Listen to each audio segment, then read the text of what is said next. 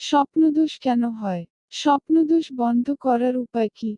স্বপ্নদোষের উপকারিতা। আজ আমরা যে টপিকটা নিয়ে আলোচনা করব সেটা হচ্ছে স্বপ্নদোষ।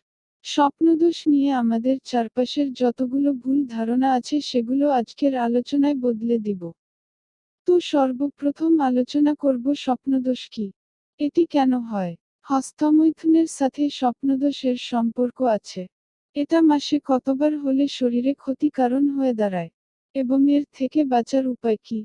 আজকে এসব সম্পর্কে বিস্তারিত জানব। আর সবশেষে স্বপ্নদোষের কিছু তথ্য বলবো যা আপনাদের একেবারেই অজানা।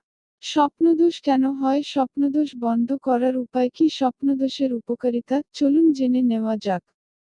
সহজভাবে বলতে গেলে আপনি রাতে ঘুমিয়ে যাওয়ার পর যখন আপনি উল্টোপাল্টা স্বপ্ন দেখেন অভিজ্ঞতা লাভ করেন। কারণ ঘুমানোর সময় আপনার দেহ আপনার কন্ট্রোলে থাকে না। এর থেকে আপনার শরীর স্থিতি সিমেন্ট বের করতে থাকে।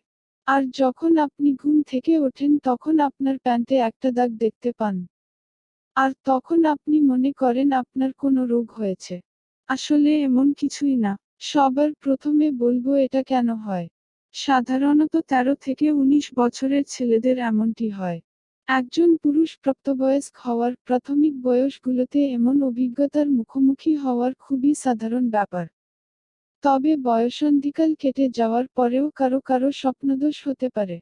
তার সাথে যৌন উত্তেজক সম্পর্ক থাকতে পারে, আবার নাও থাকতে পারে। যুক্তরাষ্ট্রে এক গবেষণায় দেখা যায় প্রায় ৮৩% পুরুষ জীবনে কোনো না কোনো সময় স্বপ্নদোষের অভিজ্ঞতা লাভ করেছেন।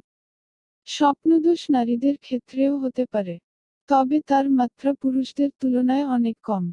বয়সন্ধিকালে তারা নতুনভাবে স্বপ্নদোষের অভিজ্ঞতা লাভ করেন, তারা অনেকেই এটি স্বাভাবিকভাবেই গ্রহণ করতে পারে না। সেই সাথে আতঙ্ক এবং হীনমন্যতায় ভোগ করেন। বয়স বাড়ার সাথে সাথে স্বপ্নদোষের পরিমাণ ধীরে ধীরে কমে যেতে থাকে। এরকম ভিডিও পেতে চ্যানেলটি সাবস্ক্রাইবও করে রাখুন।